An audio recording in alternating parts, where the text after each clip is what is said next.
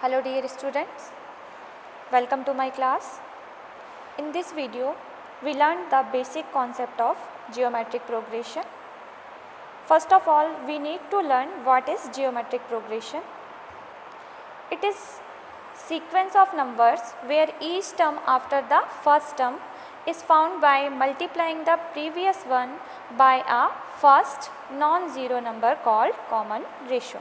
देखिए क्या है जियोमेट्रिक प्रोग्रेशन, क्या होता है, एक सीक्वेंस होता है किसका, नंबर्स का, where each term after the first term, जिसमें फर्स्ट टर्म के बाद आने वाला हर टर्म अपने प्रीवियस टर्म पे एक पर्टिकुलर नंबर से मल्टीप्लाई करने के बाद ऑब्टेंड होता है।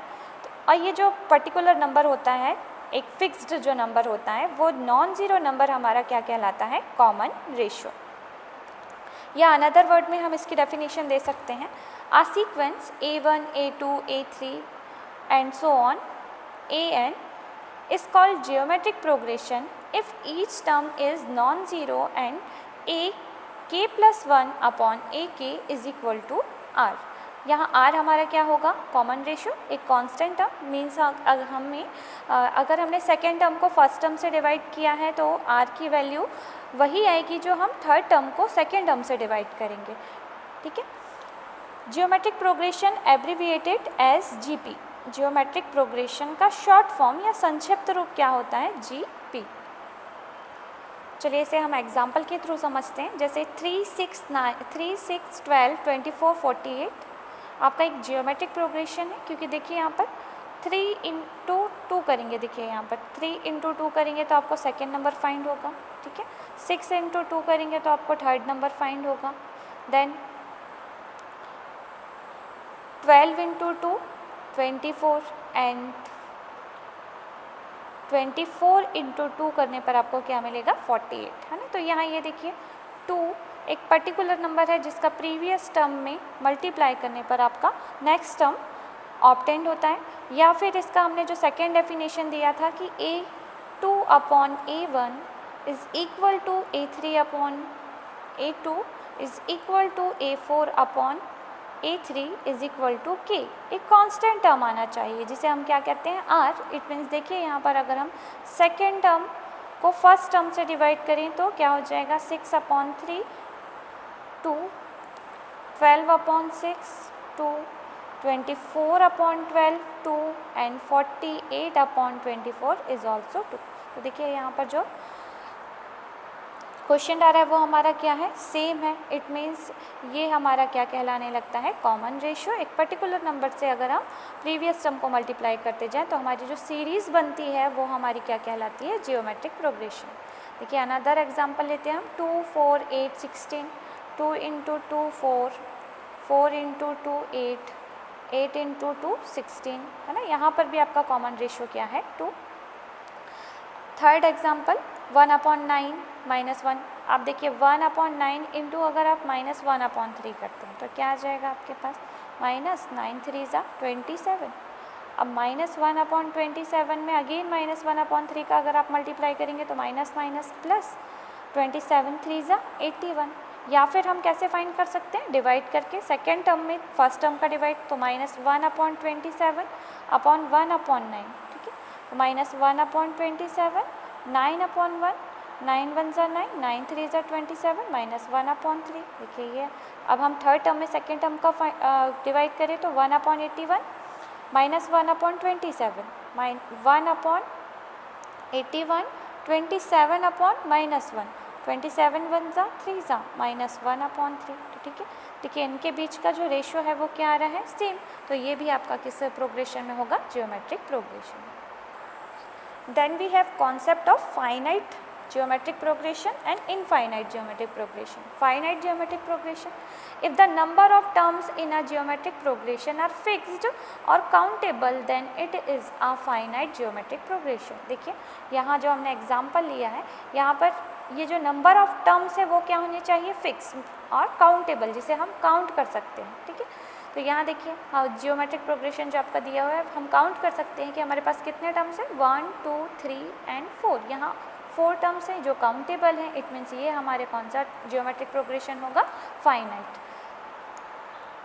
अदरवाइज देखिए क्या हो जाएगा वो हमारा इनफाइनाइट। इनफाइनाइट की डेफिनेशन क्या है? If the number of terms in are geometric progression are not fixed और uncountable then if it is a infinite geometric progression. देखिए अब ये हमारा जो एग्जाम्पल दिया हुआ है 3, 12, 48 एंड सो ऑन। देखिए यहाँ पर ये सो ऑन वर्ड आ गया, इट मीन्स यहाँ पर हम जितने भी चाहें उतने नंबर ऑफ टर्म्स यहाँ आगे कैलकुलेट करके लिख सकते हैं। तो ये जो होगा हमारा वो क्या होगा? इनफाइनाइट, क्योंकि ये इसके जो नंबर ऑफ टर्म्स हैं वो क्या है? अनकाउंटेबल।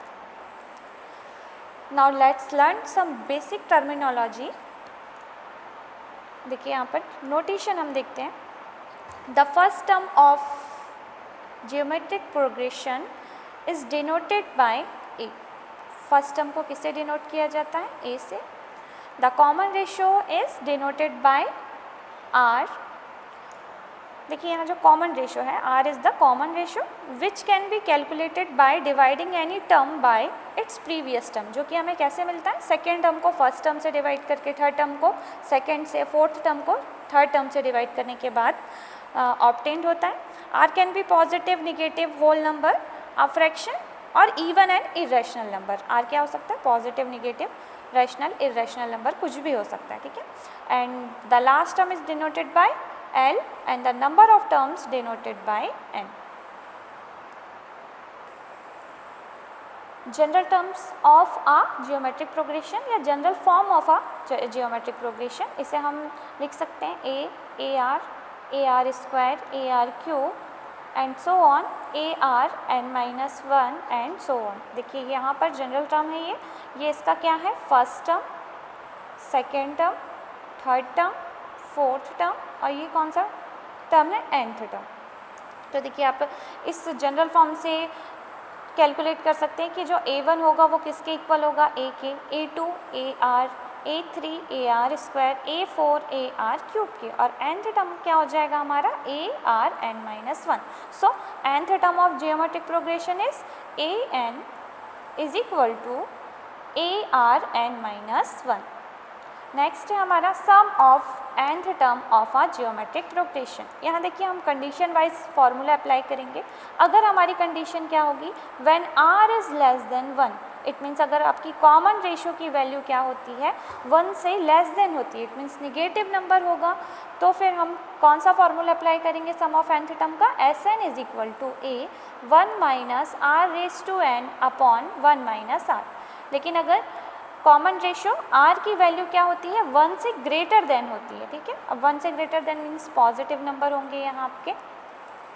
तो 1 से अगर ग्रेटर देन है r की वैल्यू तो हम कौन सा फार्मूला अप्लाई करेंगे? Sn is equal to a in bracket r raise to n minus 1 upon r minus 1।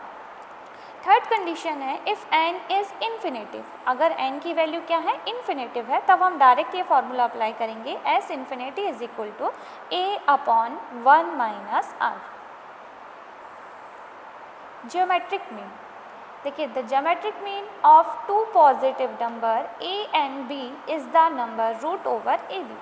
Geometric mean कैसे फाइंड करते हैं? जैसे हमारे पास अगर टू पॉजिटिव नंबर्स दिए हैं और उनका क्या निकालना है? हमें जियोमेट्रिक मीन निकालना है, तो हम उसे क्या करेंगे? रूट ओवर, रूट के अंदर जो हो जाएगा दोनों नंबर्स का क्या हो जाएगा? Multiply.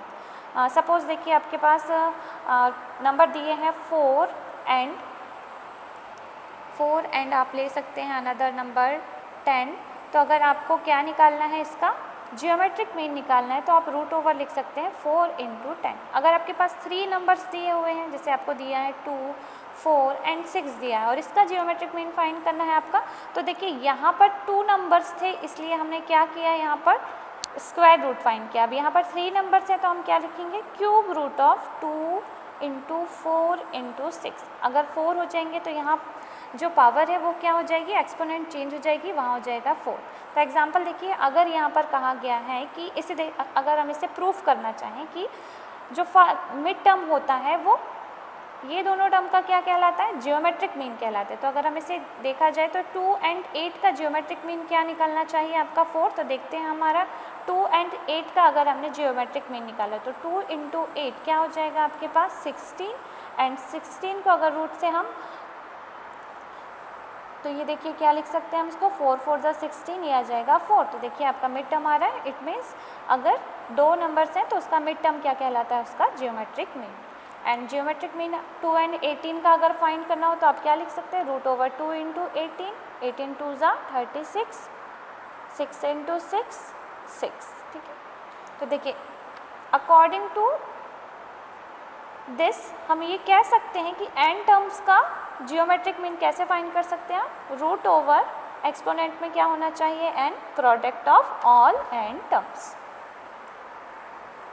Relationship between arithmetic mean and geometric mean, let A and G be the arithmetic mean and geometric mean. हमने माना है कि ए हमारा क्या है, अर्थमेटिक मीन है, और जी हमारा क्या है, जियोमेट्रिक मीन है।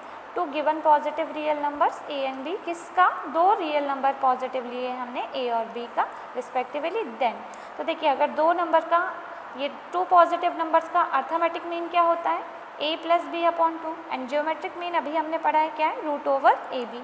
अब इन दोनों के बीच का हमें रिलेशनशिप फाइंड करना है, तो हम क्या कर रहे हैं, अर्थमेटिक मीन से जियोमेट्रिक मीन को हम सब्ट्रैक्ट कर रहे हैं। तो देखिए क्या हो जाएगा, a plus B upon 2 minus √ab। LCM लेने पर क्या हो जाएगा, a plus B minus 2√ab। Next term में हम a को क्या लिख सकते हैं, √a होल स्क्वायर, क्योंकि आपको पता है √a इंटू √a क्या होता है, a। सिमिलरली √b क्या होता है आपके पास b, तो आप क्या लिख सकते हो, √a स्क्वायर, b को क्या लिख सकते हो, √b square, and 2 into √a into √b। देखिए ये किस फॉर्म में चेंज हो गया है, a square plus b square minus 2ab के फॉर्मूले में चेंज हो गया है। तो इसे हम क्या लिख सकते हैं, √a minus √b whole square upon 2। और आपको पता है कि आपके जो स्क्वायर नंबर होते हैं वो कभी भी नेगेटिव नहीं होते। इट मीन्स ये जो वैल्यू होगी या तो 0 के इक्वल होगी या तो 0 से क्या होगी, ग्रेटर देन होगी। तो हम यहाँ से डिसाइड कर सकते हैं कि a माइनस जी की जो वैल्यू है या तो 0 के क्या है, इक्वल है, या उससे ग्रेटर देन है। तो हमें इसे दोनों कंडीशन को एक साथ रिप्रेजेंट करना होगा। तो हम क्या लिखेंगे, ग्रेटर देन इक्वल टू 0। ये हमने कैसे डिसाइड की है, ये स्क्वायर से। अब देखिए अगर हम ट्रांसपोज करते हैं तो a greater than equal to जी, यहाँ से ये रिलेशनशिप क्लियर हो रहा है कि जो अर्थमेटिक मीन होता है या तो वो जियोमेट्रिक मीन के इक्वल हो सकता है या उससे क्या होता है, ग्रेटर देन।